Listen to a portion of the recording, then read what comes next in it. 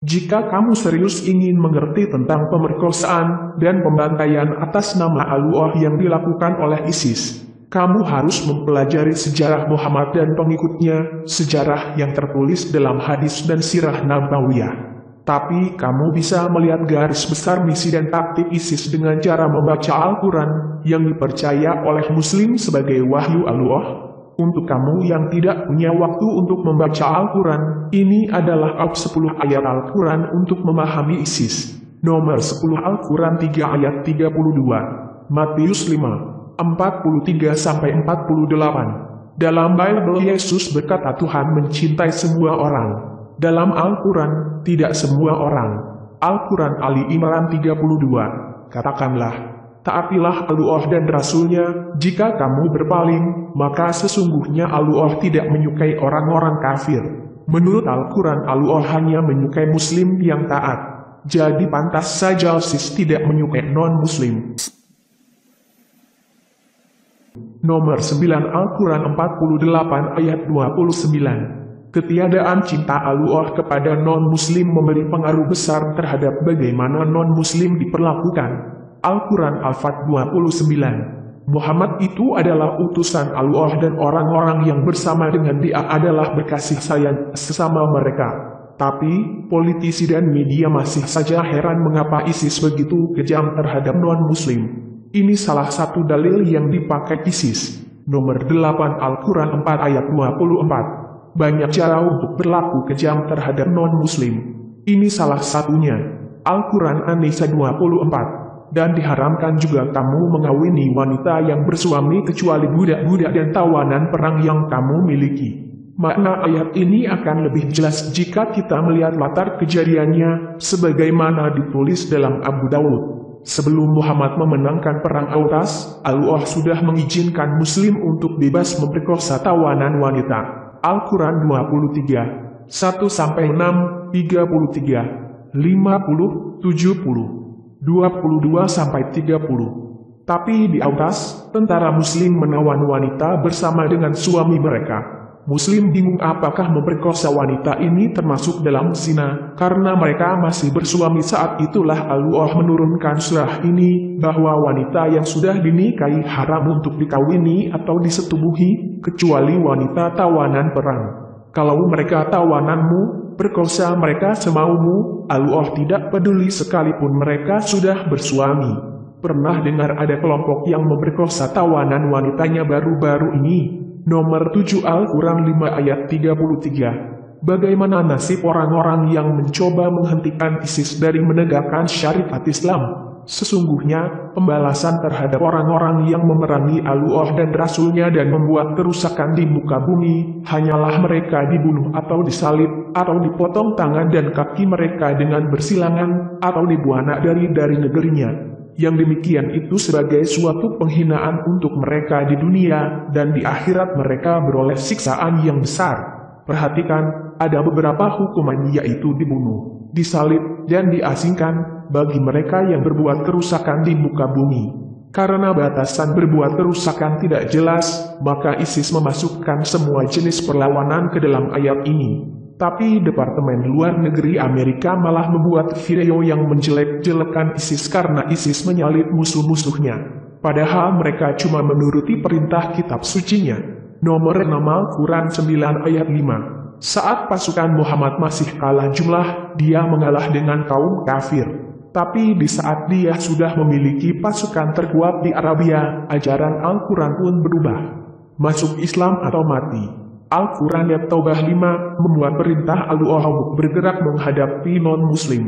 Al-Quran ayat Taubah 5. Apabila sudah habis bulan-bulan haram itu, maka bunuhlah orang-orang musyrikin itu di mana saja kamu jumpai mereka, dan tangkaplah mereka, kepunglah mereka, dan intailah di tempat pengintaian. Jika mereka bertaubat dan mendirikan sholat dan menunaikan zakat, maka berilah kebebasan kepada mereka untuk berjalan. Sesungguhnya Allah Maha Pengampun lagi Maha Penyayang. Jadi, bunuh mereka kecuali mereka masuk Islam. Terdengar akrab di telingakah? Nomor 5 Al-Quran 9 ayat 29. Jika kaum musyrikin alias kaum penyembah berhala diberi dua pilihan, masuk Islam atau mati, mengapa kepada kaum Nasrani ISIS memberi pilihan ketiga, membayar jizyah alias uang upeti Al-Quran Taubah 29. Perangilah orang yang tidak beriman kepada Allah dan kepada hari kemudian, dan mereka tidak mengharamkan apa yang diharamkan oleh Allah dan Rasul-Nya, dan tidak beragama dengan agama yang benar yakni agama Allah, yaitu orang-orang yang diberikan Alkitab kepada mereka yakni Yahudi dan Nasrani, sampai mereka membayar jizyah dengan patuh sedang mereka dalam keadaan tertunduk. Jadi, keuntungan jika kamu seorang Yahudi atau Nasrani adalah kamu tidak perlu dibantai jika menolak Islam. Kamu punya pilihan untuk membayar upeti kepada Muslim, sebagai pernyataan atas kerendahan martabatmu. Cuma perasaan saya saja, atau memang ISIS mengikuti Al-Quran sampai sedetil-detilnya. Nomor 4 Al-Quran 9 ayat 73. Tapi, ISIS tidak hanya menyerang non-Muslim, tapi sesama Muslim juga menjadi target mereka. Kenapa begitu? Al-Quran Taubah 73. Hei Nabi, berjihadlah melawan orang-orang kafir dan orang-orang munafik itu dan bersikap kejamlah terhadap mereka. Tempat mereka ialah jahanam, dan itu adalah tempat kembali yang seburuk-buruknya. Kata yang digunakan adalah jihad, jadi Muslim diperintahkan untuk berjihad tidak hanya terhadap non-Muslim, tapi juga kepada kaum munafik, yaitu yang mengaku Muslim tapi tidak taat kepada Allah. Ada beragam hukuman bagi orang munafik, tergantung tingkat kemunafikannya. Tapi, ketika Muslim menyimpang dari ajaran Islam, maka mereka dikategorikan orang murtad, dan hukuman bagi murtadin adalah mati. Jadi, ketika ISIS membunuh Muslim yang tidak sejalan dengan ajaran Islam, mereka hanya menjalankan perintah Allah. Nomor 3 Al-Quran 9 ayat 111. Tapi, bagaimana dengan teman-teman kita, Muslim damai yang mengutuk pembunuhan atas nama Allah? Sayangnya, Islam tidak ditentukan oleh teman-teman kita, tapi ditentukan oleh Allah, yang berfirman dari Al-Quran Taubah 111. Sesungguhnya Allah telah membeli dari orang-orang mukmin diri dan harta mereka dengan memberikan surga untuk mereka. Mereka berperang pada jalan Allah, lalu mereka membunuh atau terbunuh. Allah menetapkan orang mukmin sebagai mereka yang membunuh atau terbunuh. Mereka terus membunuh sampai mereka akhirnya terbunuh. Ajaran kitab suci ini tidak terdengar seperti dari teman-teman Muslim kita yang damai, tapi justru terdengar mengerikan seperti perilaku ISIS. Nomor 2 Al-Quran 47 ayat 35. Muslim hanya akan berdamai ketika mereka pada posisi yang tidak memungkinkan untuk menaklukkan musuh mereka. Allah berfirman pada surah Muhammad 35, janganlah kamu lemah dan minta damai, padahal kamulah yang di atas, dan Allah beserta kamu dan Dia sekali-kali tidak akan mengurangi pahala amal-amalmu. Ketika kaum Muslim cukup kuat untuk membunuh musyrikin, Yahudi, Nasrani, dan munafik, damai bukanlah pilihan.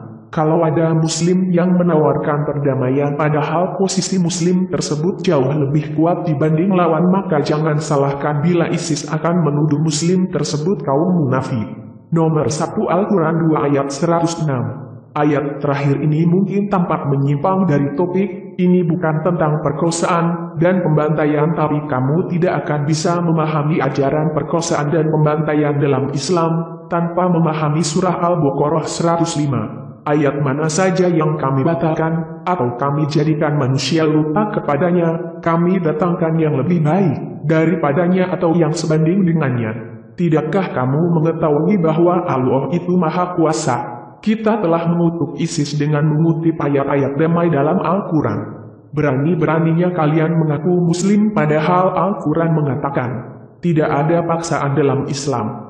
Tapi, ayat damai itu turun sebelum Allah memerintahkan pengikutnya untuk membantai kaum musyrikin, menaklukkan Nasrani dan Yahudi dan memerangi orang munafik. Jadi, ayat terpenting yang kamu perlu tahu untuk memahami ISIS adalah surah Al-Baqarah 105, yang menjelaskan tentang prinsip pembatalan alias nasakh mansuh, yakni ayat sebelumnya dibatalkan oleh ayat sesudahnya. Yang artinya, ayat-ayat yang menentang kekejaman ISIS, sekarang sudah kadaluarsa.